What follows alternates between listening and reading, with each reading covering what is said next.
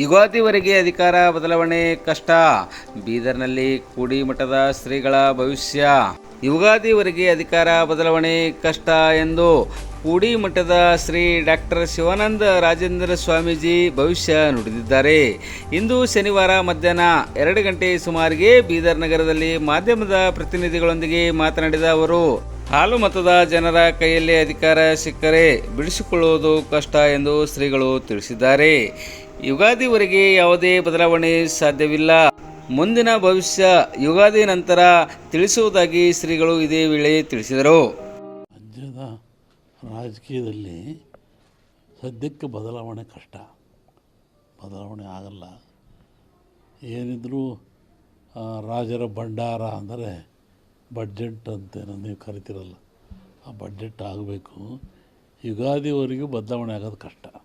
ಹಾಲು ಮತದವರ ಕೈಗೆ ಸಮಾಜ ಅಧಿಕಾರ ಬಂದರೆ ಬಿಡಿಸ್ಕೊಳ್ಳೋದು ಕಷ್ಟ. ಯಾಕೆಂದರೆ ಅಕ್ಕಬುಕ್ಕರು ಹಾಲು ಮತ ಸಮಾಜದ ಪ್ರಮುಖಲ್ಲೊಬ್ಬರು. ವಿಜಯನ ಸಾಮ್ರಾಜ್ಯವನ್ನು ಕಟ್ಟಿದರು ಅವರು ಅಕ್ಕಬುಕ್ಕರು. ಆನಂತರ ಛತ್ರಪತಿ ಶಿವಾಜಿ, ಆತ ಹಾಲು ಮತ ಸಮಾಜದವನು. ಆಮೇಲೆ ಕಾಶಿ ವಿಶ್ವನಾಥ ದೇವರಲ್ಲಿರ್ತಕ್ಕಂಥ ರಾಣಿ ಹಾಲು ಮತ ಸಮಾಜದವಳು, ಅಹಲ್ಯಬಾಯಿ. ಹಾಗಾಗಿ ಆ ಒಂದು ಸಮಾಜ ಪ್ರಾಚೀನವಾದ ಸಮಾಜ, ಅದು ಒಂಥರ ದೈವಗೊಳ್ಳತಕ್ಕಂಥ ಸಮಾಜ.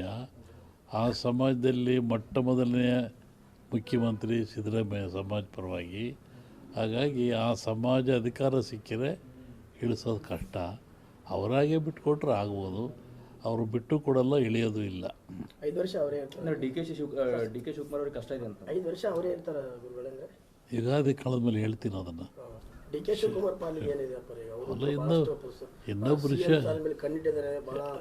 ನಮಗೆ ಭಾಳ ಬೇಕಾದವರೇ ಪರಿಚಯವರೇ. ಅದು ಈ ಪ್ರಸಂಗ ಹೇಳುವಂಥ ಪ್ರಸಂಗ ಇಲ್ಲ ಅದ್ರ ಬಗ್ಗೆ. ಪ್ರಧಾನಿ ನರೇಂದ್ರ ಮೋದಿ ಅವರು ಮುಂದುವರಿತಾರ? ಅವರು 75 ವರ್ಷ ಆಗ್ತಾ ಇದೆ, ಮೊನ್ನೆ ಸೆಪ್ಟೆಂಬರ್ಗೆ ಆಗುತ್ತೆ.